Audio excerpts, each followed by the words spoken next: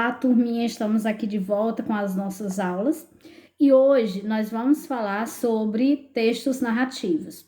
Texto narrativo é um assunto que nós já havíamos abordado no momento que nós tivemos presencial e vamos recapitular alguns aspectos a respeito desse tipo de texto. Vamos relembrar o que é um texto narrativo. O texto narrativo é caracterizado por narrar uma história, ou seja, por contar histórias através de uma sequência de várias ações reais ou imaginárias, ok? Então, essa sucessão de acontecimentos é contada por um narrador e esse tipo de texto, ele se estrutura em introdução, desenvolvimento e conclusão, algo que já é bem conhecido de vocês, né?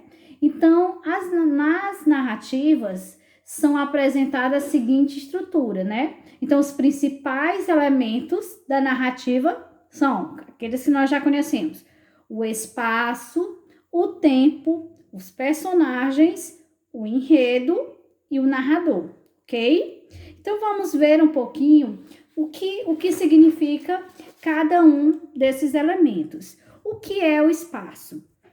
Como nós já havíamos falado, o espaço é o local onde se desenrola essa história, onde se dá o acontecimento. Pode ser na escola, pode ser na praça, pode ser no parque, pode ser em casa, ou seja, o local onde acontece essa história é o local. Além do local, nós temos aí o segundo elemento característico da narrativa, que é o tempo.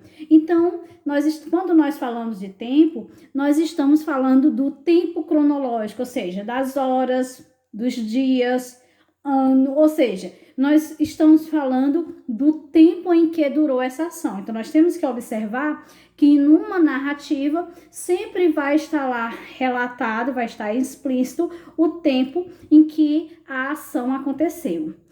O terceiro elemento é os personagens. Então, geralmente, esse texto, ele traz algumas características, algumas qualidades, sejam físicas ou sejam psicológicas, estejam explícitas, direto ou indiretamente, a respeito dos seus personagens. Temos também o enredo. O que é o enredo? O enredo, também chamado de intriga, chamado de trama, chamado de ação. Então, o enredo são o conjunto dos acontecimentos que aconteceram no tempo e no espaço. Então, é isso que nós chamamos de enredo. E temos, por último, o narrador. Quem é o narrador? É aquela pessoa que narra a história. Então, esses são os principais elementos que compõem um texto narrativo, ok? Então, agora vocês deverão ler o material de apoio que está aqui abaixo, irão fazer uma reflexão, fazer uma leitura reflexiva desse material, em seguida irão realizar a atividade solicitada e irão me enviar, ok? Então, até a nossa próxima aula. Bons estudos!